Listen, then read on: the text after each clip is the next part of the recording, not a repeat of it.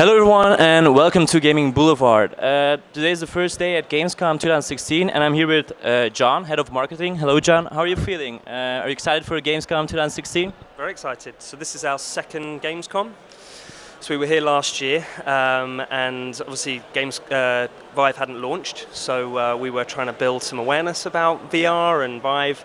And now we're here this year with a product that's on the market, and we're just inviting as many German gamers and any European visitors who are here to sample it and try it. Talking about the release, it was 4 months ago, I believe, for the HTC Vive consumer. Pre-ordered in February, and then our full commercial launch in April. Yeah. So how are the sales holding up? Do they live up to your expectations, or? Well, I think we're very happy with how we're doing so far. I think. It's interesting when you launch a brand new product like VR,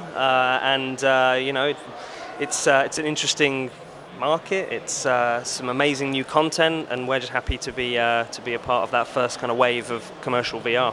And how are you guys planning on promoting this device any further? So I think we've been trying to build awareness for VR for some time now, since we announced along with Valve back in March or so last year. So what we've been trying to do is get Vive into the hands of as many developers and people as possible, so they can try it. Because invariably, once people try Vive, they're hooked on it. It's an experience that is new to a lot of people, and it's really important that the first experience they have with VR is a good one, because if you don't have a great VR experience, it can kind of put you off for a long time.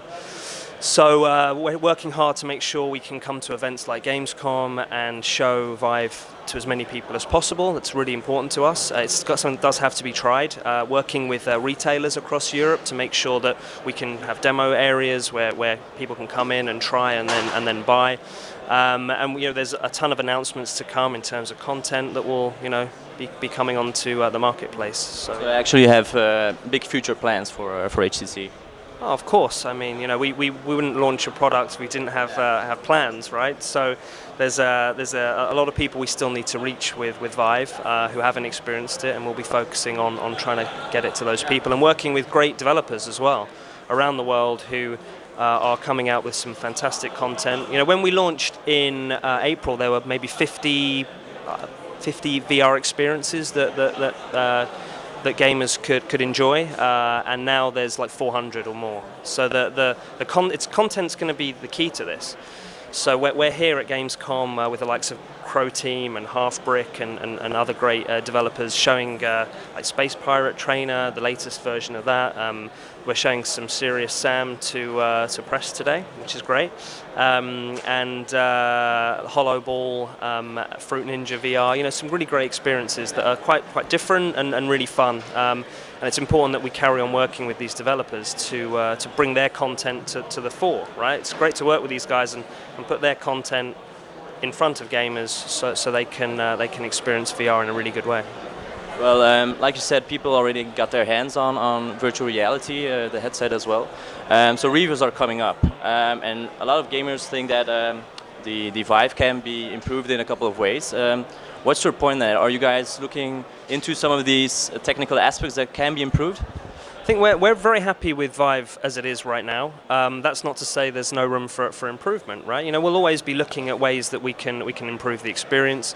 There's no sort of definitive plans I can talk about now, but in order to continue to deliver great virtual reality content, we're obviously going to have to keep our eyes on development and what we can do to improve that experience. Yeah, because I believe a couple of weeks ago there was a video on YouTube from Scalable Game Graphics, and they showed us a prototype of a wireless headset. Does this mean that you're working with other companies, to software, hardware, to improve the HTC? Like any technology, it's going to improve, right? There are things that are going to change over time, and it depends what type of VR we're talking about. Now, right now, Vive is a tethered experience. You have to have a cable in order to deliver HD quality content at a consistently high frame rate. A tether cable is essential. that's not to say in the future it won't be. I mean, obviously people are going to be experimenting with all kinds of ways of improving that experience, and we know full well that having a tethered cable is one of those things that it'd be great to live without. But right now, the quality of what you see in the headset is far more important. So when technology elsewhere catches up and the ability to deliver that content in a better way comes along, then sure, we're obviously going to be looking at it very seriously. Recently we've increased support. Well, Valve have increased support for like the development of peripherals and opening up the SDK for that kind of thing. So we're going to see development not just in terms of the headset experience, but what goes along with it, what complements that experience that gives people the idea that they're in a world that isn't actually virtual. I mean, they know it is, but they're tricked into believing that they're right there and immersed in another world. Yeah, I think it's a weird experience, but an enjoyable one, I believe. But what do you think about the potential of the HTC Vive? Do you think it has some potential to maybe improve other markets, or can innovate in different markets, such as maybe medical department or even military? So a lot of our time is spent with developers who are working on content that is entirely non-games, right? It's things like simulation. You mentioned medicine, absolutely. We work with surgical theatre who are developing kind of simulations for surgeons to really explore how training can be improved for doctors in very stressful situations.